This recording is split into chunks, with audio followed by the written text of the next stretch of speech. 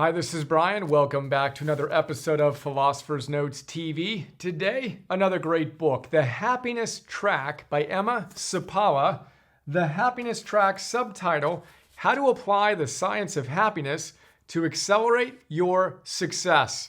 Emma Seppälä is the head of Stanford's Center for Compassion and Altruism Research, which is extraordinarily cool in its own right. And she basically tells us there's a science to happiness that leads to our success, unpacks it in this great little book, which I very much enjoyed. I'm a huge fan of the science of well-being. As you know, if you follow much of my work, we have dozens of the best books on the science of well-being profiled in our positive psychology section. We've got a class on Positive Psychology 101 you might enjoy. Check that out at optimize.me/psychology. I think is the URL. If not, I'll make sure it is. Anyway, we got a philosopher's note with a bunch of my favorite big ideas and 5 of them here. Let's jump in. First big idea is from the first chapter of the book, which is called Stop Chasing the Future. Stop chasing the future. What should you do? You should carpe now. We talk about carpe diem, carpe punctum, carpe momentum, all of these different ways to get into the moment. And Emma starts her book off with the fact that, look, if you're constantly chasing the future, now, of course, we want to have ambitious goals that really fire us up. Here's our awesome, big, hairy, audacious goal that inspires us. Fantastic. We want to have that, and then we want to bring ourselves into the moment. And she says there's a science that demonstrates unequivocally the truth of carpe diem, of seizing the day, seizing the moment, carpe punctum, carpe momentum, however we want to describe it style, being 100% right here, right now, in pursuit of goals that have meaning for us, but not always living in the future and never enjoying the moment. Then we're not here, and we're neither going to be happy or in flow and productive and creative and experience the outcomes we want to see. So, hold your big goals, get fired up about them, run them through the WHOOP analysis that we talk about all the time, right? Make sure they're challenging, meaningful, and doable, and then put yourself in this moment. And remember, carpe diem, seize the day, really means, in its Latin translation, it's more accurately translated as pluck the day. You don't need to grab it like it's going to be taken from you. Pluck it like a piece of ripe fruit from a tree and then enjoy it. Be here right now in this moment. That's our number one idea from the first chapter, carpe now. Second big idea is from the second chapter. So if we want to stop chasing the future, which was the subject of the title of the first chapter, the second chapter was called Step Out of Overdrive. So too many of us in pursuit of success, we're living at that red line, right? So 2 aspects here of stepping out of overdrive. We've talked about the need to oscillate many, many times, right? We want to go like this. We don't want to live at this constant state of on. That is not going to work for us. We want to ride the stress waves, is how Emma Seppälä describes it, right?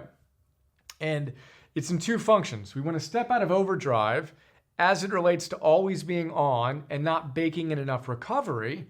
And then she says we want to get really good at cultivating our resilience. So the scientific definition of resilience is essentially our ability to bounce back. How quickly can we recover from a stress? Kind of like Marcus Aurelius' equanimity game, right? When he got knocked off center, which will happen, we don't need to be stressed about that. See how fast you can get back. See how fast you can get back. That's the essence of resilience and literally making it a game. And the only way you can do that is if you're able to step back outside of that and see what's going on and then choose our wisest response as we cultivate that and learn to ride those stress waves as mindfully as we can. And again, you can't do that if you're constantly on. And remember, you want to be on, you want to be off, and off is not checking your email or checking the latest push notification or reading news. Off is going for a walk, hanging out with your family in quiet, no smartphone time, going for a hike, meditating, petting your dog, whatever you can do to really, really recover so you can ride those stress waves as well and optimally as you can. We're not trying to get rid of them. We're trying to ride them as gracefully as we can. The third big idea is one of the most powerful ways we can do that, which is our breath. Now, again, at Emma's research center at Stanford, they do a lot of work on compassion and altruism and mindfulness. And one of the key ways that we can handle the barrage of stress that's coming at us that puts us into these stress waves of the sympathetic system being turned on. Our fight or flight system is basically always on. We've used the metaphor of the fact that we evolved to deal with one lion in a jungle at a time. But these days, it's as if the entire jungle is roaring at us all day, every day. We experience more stimuli in the span of something like a week than our ancestors did in their entire lifetime. We simply didn't evolve to manage the onslaught of information, and a huge percentage of that information is not positive. We just didn't evolve to handle that as well as we could. How do you deal with that? A lot of different ways, but you need to get out of the sympathetic into the parasympathetic, and the fastest way to do that is via your breath. So Emma talks about the same thing we talked about with Barbara Fredrickson in Love 2.0. Your breath stimulates your vagus nerve, right? The wandering nerve that connects your mind, your brain, and your heart, and your gut.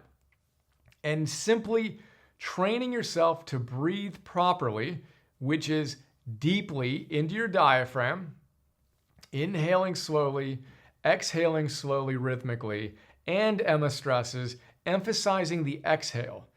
Exhaling longer than your inhale is one of the most direct ways to flip the switch from your sympathetic to your parasympathetic, to calm your brain and your body and have that sense of energized calm energy. That's what we want to have. And our breath, again, is our strongest vehicle to that point. It's literally like flipping a switch, decreasing your heart rate and increasing your calm. So again, we've talked about different breath counts. Find one that works for you. My favorite is inhaling for 6, holding for 1, exhaling for 8. In for 6, holding for 1, exhaling for 8. That works for me. Find a rhythm that works for you and then lock it in. It's my practice. It's what I do in all my meditations. It's what I do whenever I'm taking a nap. Start that, do 5 repetitions. It's before I go to sleep. I have this almost like an anchor / security blanket, if you will, trigger cue to relaxation. That's both a psychological trigger and also a very powerful physiological trigger for me now to really slow down, shut my mind off, and to drop out of an intense mode into a relaxed mode. Become really good friends with your breath. Ride these stress waves well. Our fourth big idea is Jack Ma. You might have heard of Jack Ma. He is, at least at one point, was the wealthiest person in China. But before he became this uber $25 billion plus worth entrepreneur, he experienced a ton of failure in his life. And Emma kind of puts him up as an exemplar of finding success in failure. And she has a great passage from him where he describes the fact that with all the failures that he experienced, he had the experience be a success. And that might sound, nice and intellectually satisfying. Yeah, you want to find success in all experiences, even failures. But get this, Jack Ma, again, we look at him and we think, wow, this guy's super successful. He's worth $25 billion, wealthiest person in China, amazing. But get this, he failed his entrance exams to university twice. Then he finally got into the university, graduated, applied for dozens of jobs, got rejected, finally got a job as a translator being paid next to nothing. And then he wound up getting assigned to some project in the States. He came up with an idea for a startup. He failed twice, drove 2 companies into the ground, but he didn't give up. Throughout all of this, he saw the experience, whether it was a failure or not, a lot of his experiences as a young man were failures.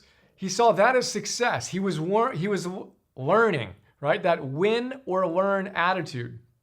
Again, very easy to intellectually get. Much, much harder to put yourself out there and to fail again and again and again, but to find the experience that allows you to get a little bit better the next time around and continue to pursue it growth mindset style. We want to train that. In the note, I quote J.K. Rowling. She was rejected, I don't know how many times for the Harry Potter series, but it was a lot more times than most people would endure. And guess what? She's now sold 400 million copies or something absurd like that. I'm rereading her books now with my son Emerson. Unbelievable. And to imagine that almost didn't come to fruition. A crazy number of publishers rejected her, yet she kept on persevering. We want to find that as we move forward, which leads us to our next big idea. One of the sources of grit is kindness. Emma makes the point, and again, her lab is all about compassion and altruism, that we are wired for kindness. And she shares a number of really inspiring research studies on this. Here's a couple of them. So one of them is bring people into a lab, put them into an fMRI or whatever, and measure their brains. Right? What you'll see is you can light up their pleasure centers by basically giving them money and watch their brain, boom, pleasure center. Awesome, thank you. And you can have them watch a charity getting money. Boom, same pleasure center lights up for someone else, a charity receiving money.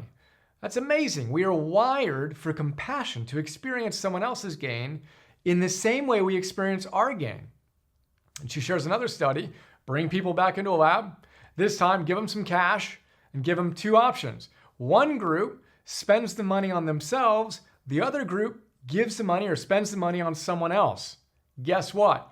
This group that spent the money on someone else is happier than the group that spent it on themselves. Again, we are wired for compassion. So, as we strive to optimize and actualize our potential, let's remember why. We're doing so such that we can give our gifts in greatest service to the world, enjoying the process, but knowing that our ultimate success is tied to this level of kindness. And you go back to the grit that Jack Ma demonstrated, and you go to Angela Duckworth, right? Her 4 ideas of how to scientifically build grit. We had the passion, we had the practice, and then we had purpose. The purpose is something bigger than you. Connect to something bigger than you, especially in the times where you're feeling stressed. Think about the individual or group of people for whom you are committed to actualizing. That's what it's all about. Remember, we are wired for kindness. Find a way to give yourself to the world a little bit more today, or maybe just go give a hug to someone you love right now. Remember Jack Ma.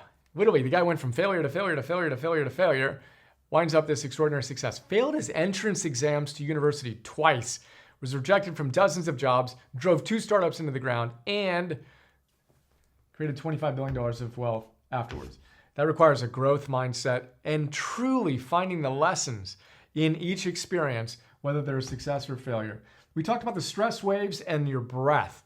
The best way to navigate stress is to connect to your breath. Literally flip the switch off your sympathetic into your recovery parasympathetic mode. One deep diaphragmatic breath through your nose at a time as you carpe when? Now. Quit manically going after the future, stressing yourself out. Have your big goals. Bring yourself back to this moment. Carpe now. Pluck that wonderful, delicious fruit that is the present moment today and make today another awesome day. I hope you enjoyed. Look forward to sharing more soon. See ya. Isn't it a bit odd that we went from math to science to history, but somehow missed the class on how to live? For some wacky reason, Optimal Living 101 never made the schedule. Of course, it's too late to go back and change that, and you're too busy to read full-time to catch up. But if you're like us, you're all about optimizing your life so you can actualize your potential. So imagine this. Imagine having someone read the best books on how to optimize your life and pull out the big ideas that can really change your life. You know, those sections you underline and asterisks and mark all out. Then imagine that guy, me, connecting those awesome ideas to other great books and helping you actually apply the wisdom to your life today. Well, that's what I do with something we call Philosophers Notes, where I've distilled hundreds of great books into 20-minute, super practical summaries. Then imagine me taking the absolute best big ideas from those great books and sharing them with you in hour-long Optimal Living 101 classes on everything from productivity, purpose, and confidence to nutrition, goal setting, and conquering procrastination, helping you optimize every facet of your life so you can actualize your potential. You've got a personal trainer? I'm kind of like your personal philosopher. Ancient wisdom, modern science, and practical tools. That's what our Optimize membership program is all about. If you're feeling it, we'd love to have you join us.